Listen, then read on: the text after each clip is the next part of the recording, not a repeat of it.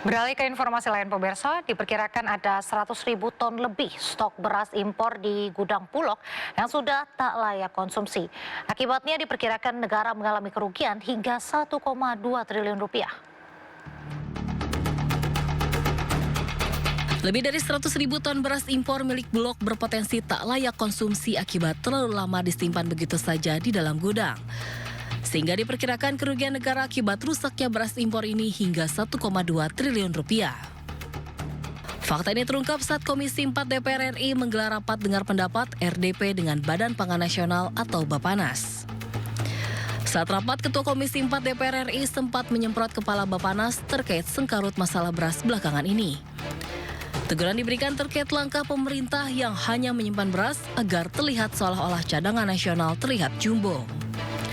Komisi 4 DPR RI pun meminta Bapanas segera mengguyur stok beras Bulog ke pasar untuk mengatasi permasalahan kelangkaan beras.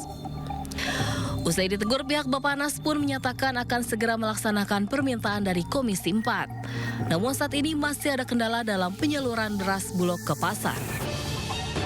Saat ini pihak Bapanas menyatakan cadangan beras di Bulog per 3 September 2025 mencapai 3,95 juta ton yang terdiri dari cadangan beras pemerintah, 3,94 juta ton dan stok komersial sebesar 15.000 ton.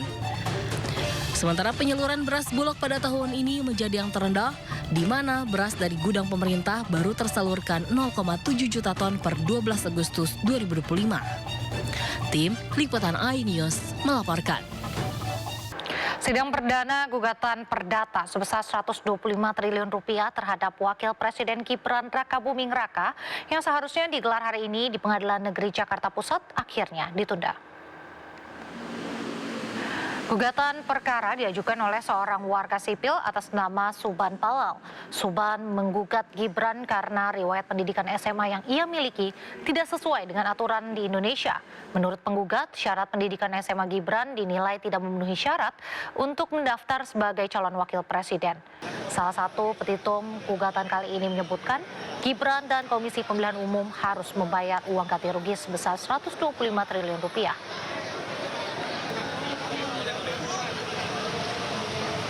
Masalahkan undang-undangnya memberikan batasan bahwa yang boleh menjadi calon waktu itu ya presiden atau wakil presiden minimum tamat sekolah. Tamat sekolah itu apa buktinya? Kita ingat ya bahwa ijazah itu bukti sekolah, bukan bukti berpikir. Nah, bukti itu sekolah aja nggak ada. Bukti itu sekolahnya itu nggak ada. Saya bisa mengatakan nggak ada, itu KPU yang bilang. Di lapan KPU disebut bahwa saudara tergugat ini SMA-nya malah 2 kali. Tapi diselenggarakan di Singapura sama Australia. Nah, itu kalau kita sandingkan dengan undang. Presiden Prabowo Subianto menyebut sebagian tuntutan rakyat masuk akal. Tak hanya itu, Presiden juga tegaskan siap berunding dengan masyarakat atas tuntutan tersebut.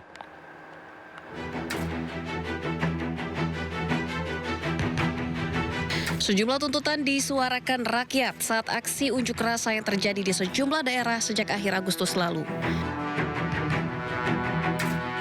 Presiden pun langsung mengundang perwakilan mahasiswa ke istana untuk berdiskusi. Kedatangan mereka diterima oleh Menteri Sekretaris Negara Prasetyo Hadi dan Mendikti-Saintek Brian Yuliarto. Dialog menjadi salah satu cara untuk memahami tuntutan mahasiswa untuk bersinergi membangun bangsa ke depan. Ngobrol dari hati ke hati, kira-kira seperti apa pandangan-pandangan mahasiswa ya untuk kita bisa perbaiki hal-hal yang masih kurang, untuk bisa membicarakan ide-ide bagaimana supaya Indonesia lebih cepat maju, lebih cepat bisa memperbaiki hal-hal yang memang kita ingin capai bersama. Usai pertemuan itu pada akhir pekan di Hambalang, Bogor, Jawa Barat, Presiden Prabowo menyatakan tuntutan yang diajukan masyarakat masuk akal. Presiden juga siap berunding untuk wujudkan tuntutan masyarakat. Presiden Prabowo juga menyebut aksi bakar-bakaran dan kerusuhan adalah bentuk ancaman kepada rakyat. TNI hadir untuk pengamanan sipil, penarikan TNI bisa diperdebatkan. Presiden Prabowo tegaskan siap melaksanakan tugas yang diberikan UUD kepada dirinya.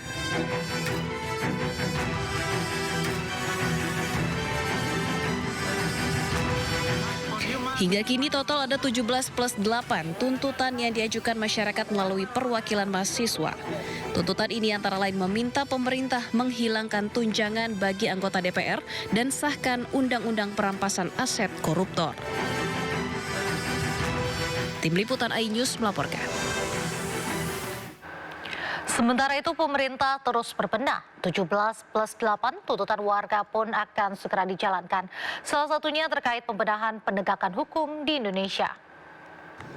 Terhadap pembenahan aparatur pemerintah, ya, terutama aparatur penegak hukum itu menjadi komitmen bagi pemerintah untuk terus melakukan perbaikan dan melakukan pembenahan sehingga betul-betul aparat penegak hukum itu menjalankan tugas sejalan dengan koridor hukum yang berlaku dan juga mengedepankan aspek penghormatan, pengakuan dan sekaligus perlindungan terhadap hak-hak asasi manusia. Dan kami akan teguh memegang prinsip ini, dan karena itu penegakan hukum itu terhadap mereka yang diduga melakukan satu tindak pidana, baik itu penjarahan, baik itu pembakaran, baik itu perusakan, baik itu ancaman terhadap keselamatan orang lain, akan dilakukan satu langkah hukum dan tindakan-tindakan hukum yang tegas. Begitu pula terhadap aparatur penegak hukum yang melakukan ketidakprofesionalan atau melakukan kesalahan di lapangan, pemerintah juga akan mengambil satu tindakan tegas. Pemerintah menegaskan penanganan hukum terkait aksi unjuk rasa akhir Agustus lalu dilakukan secara transparan dan berkeadilan. Wakapolri Komjen Dedi Prasetyo menjelaskan, dari lebih 5.000 orang yang diamankan, sebanyak 4.800 sudah dipulangkan. Sisa 583 orang saat ini masih dalam proses penyidikan lanjutan, termasuk pengkajian siapa yang bertindak sebagai aktor intelektual, penyandang dana maupun provokator. Dari 5.444 yang diamankan, 4.800 diantara sudah dipulangkan. Jadi tinggal 583 yang saat ini sedang dalam proses. Baik di Jakarta, kemudian Bandung, Semarang, kemudian Surabaya, Makassar, Medan, dan beberapa wilayah lainnya. Itu lagi sedang di-assessment oleh para penyidik. Dan juga dari Mabes Polri, dari Barreskrim menghimpun semua 583 tersangka tersebut dan melakukan kajian dan analisnya secara mendalam, siapa yang menjadi aktor intelektualnya, siapa yang menjadi penyandang dananya, dan siapa yang menjadi operator lapangannya, serta pelaku-pelaku yang saat ini sedang berproses. Ya. Gelombang dukungan terhadap Kompol Kosmas KJUG terus mengalir menyusul sanksi pemberhentian tidak dengan hormat dalam kasus kematian Afan Kurniawan, driver ojol. Keputusan tersebut dinilai tidak adil dan mengabaikan rekam jejak panjang pengabdian Kompol Kosmas dalam menjaga keamanan bangsa. Kebenaran perjuangan akan berbicara lebih keras daripada jabatan. Kegiatan Seribu Lilin yang dijalankan dari Tanah Ngada sebagai simbol dukungan moral dan doa untuk Komisaris Polisi Kosmas KJUG yang menyatakan sikap tegas agar aparat penegak hukum menegakkan keadilan secara jujur tanpa intervensi politik apapun dalam kasus yang menimpa perwira polisi asal Ngada, Nusa Tenggara Timur tersebut. Aksi solidaritas masyarakat Ngada di Audeng Long March mengitari kota Bajawa hingga ke depan kantor DPRD Kabupaten Ngada dan disambut oleh Ketua DPRD Ngada. Masa menolak ketidakadilan yang menimpa Kompol Kosmas dan keputusan PTDH ditinjau kembali. Apa yang kami harapkan dari aksi ini adalah suatu bentuk keadilan yang seadil-adilnya terhadap penegakan hukum.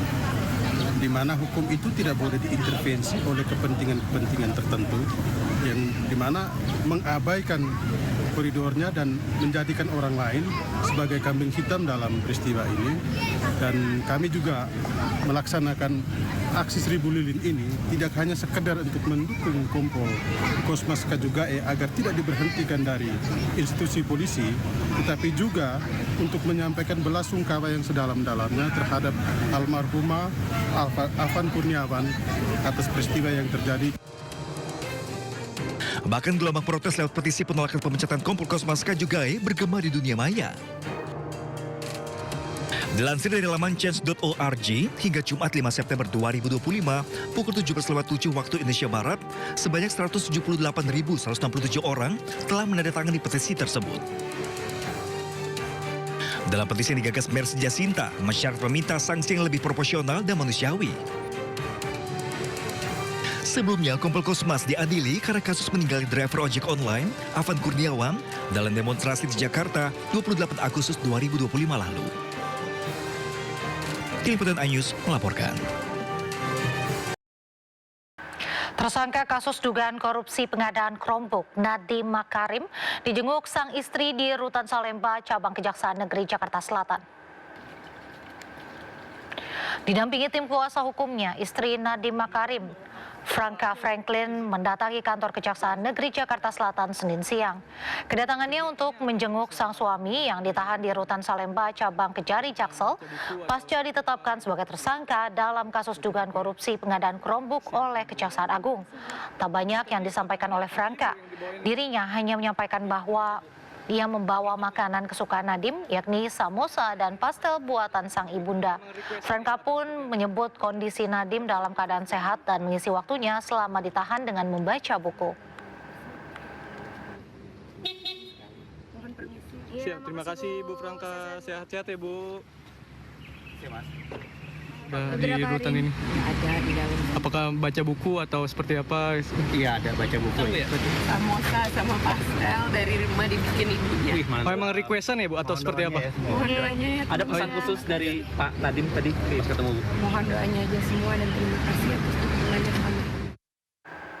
Kuasa hukum Nadiem Makarim mengatakan bahwa BPKP telah meneliti dan audit menyeluruh sebanyak 2 kali program pengadaan laptop di Kemendikbudristek dan tidak menemukan markup.